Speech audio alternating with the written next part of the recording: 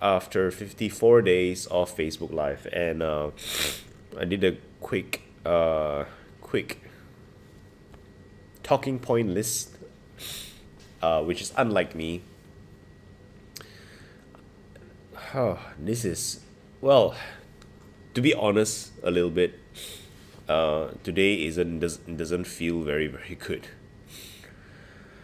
I think there's just, yeah, the preparation to webinar and all the things is just a lot of things, a lot of things, a lot of preparation, promoting it, doing all of these things. So and also preparing for the actual presentation itself, doing connection calls with different people, validating ideas and theories. All of those things is just today taking its toll on me. So I'm gonna explain as I go through the points. Okay. So 7 things that I've come to terms with. First things first, I've come to terms with the idea that I am never fully prepared, and the reason why I say that is because in the past I always like to prepare and prepare and prepare. Even all my life, actually, this is the same pattern. Even when it comes to in the days where I would do cookouts and stuff like that, it's just a constant, never-ending preparation to constantly fine-tune, to constantly make it better and better and better and better. With these Facebook lives that I've been doing, it is really, honestly, a breakthrough for me because I do not prepare as much as I used to do. These Facebook lives, I make it so that it is completely imperfect, which means I just get on a cam and literally, like 1 minute before I start, 3 minutes before I start, I do all the preparations. So I set it up in such a way that, it is kind of okay. You have this background behind me. You have this background behind me, and it looks okay, presentable ish, but to make it look good enough isn't really the point. I used to be doing that. I no longer do that, and in fact, the more I try to prepare, the more I am attached to the outcome. It feels like the more difficult it is to actually get it going, and the more disappointed I would be with the outcome. So this has been a very nice experiment where I can just get on a cam and just talk like that, and it also really allow me to train my ability to speak and to flow. Because in the past I would stutter a lot. In the past I would just blah, blah, blah, like that. There will be a lot of these things. Nowadays it's kind of gone.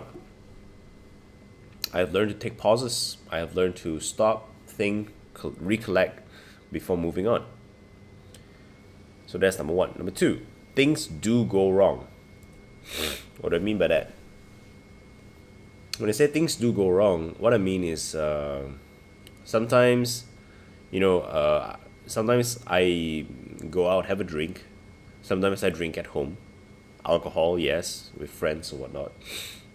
And after that happens, like in the morning, I will be okay. 6:45, wake up. Didn't manage to wake up at 8:45. So things do go wrong, and I've come to terms with that as well. And I noticed that when I do come to terms with the fact that things do go wrong, I get more consistent. I get more less things actually go wrong, as opposed to if I am fully attached to making things look very very well,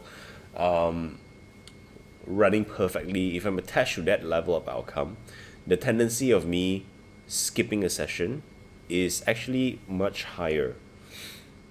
And number three, my energy is never 100% consistent. Case in point, today, energy is not 100%. So sometimes this do happen. Work related stresses, family related stresses, things like that, unexpected things, relationship stresses. Not that I'm in a relationship. I mean, what I'm trying to say is that friendship is constituted relationship. Sometimes we meet people who we don't agree with, and when we meet people who we don't agree with, stress can happen, conflict will happen. So that will affect the energy as well. Which brings me to number four. Sometimes I feel downright shitty. Like this morning, I feel downright shitty for no reason whatsoever. And I think in the past I used to deny that a lot.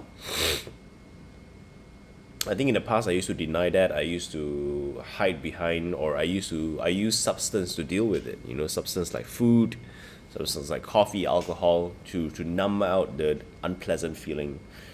But I've just come to terms with the fact that sometimes I just feel shitty for no reason whatsoever, or I don't know the reason and I can't know the reason.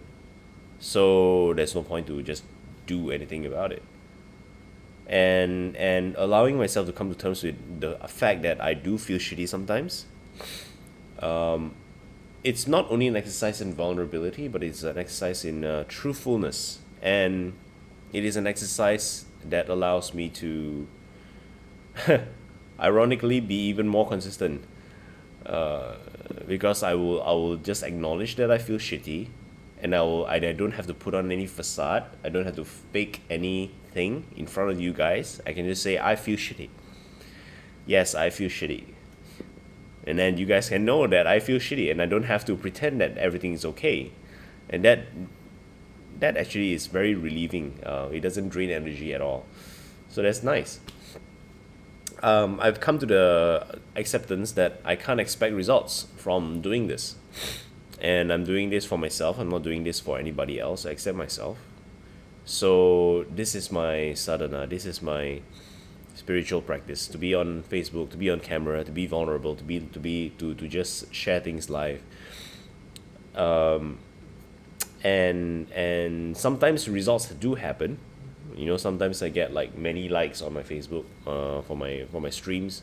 Sometimes I have no likes at all. Sometimes I have a few comments. Sometimes I have a lot of comments. But results, we can hope for it, but we can't expect it. Or at least I can't expect it. And which leads me to point number six, which is very weird because because I've come to terms with the fact that I'm never fully prepared, that things do go wrong, that energy is never 100% consistent, that sometimes I will feel shitty, that results are not expected. When I do all that, ironically, results kind of happen, which leads me to number six. Consistency builds trust. I've been getting PMs, direct messages, even though they don't comment, but they've been sending me texts. They said that I've been, some of you have been saying that you've been following me for a while now, for the past 2 months, and which is like 50 plus days, yes. And you saw that I've been very, very consistent, and that creates trust. That's what you guys say. I didn't imagine that, and that gave way. That was a doorway to more collaborations, and until now, I've already had several collaborations lining up, just by the fact that I have been so consistent. So consistency builds trust, and my final point is consistency trumps brilliance. So consistency trumps brilliance is a flip chart which I learned from one of my mentors, and the idea is that so many of us, we try to come up with the amazing idea, with the brilliant strategy or mechanism, but as important as it is to create proper strategies, proper methods and ideas, consistency is a lot more important. How able are we to keep up a certain level of consistency across all the ideas? How able are we to be consistent in execution of those ideas, because no matter how, like, even the fact of the Facebook algorithm as an example, I've come to terms that most people are not going to watch most of my videos, right?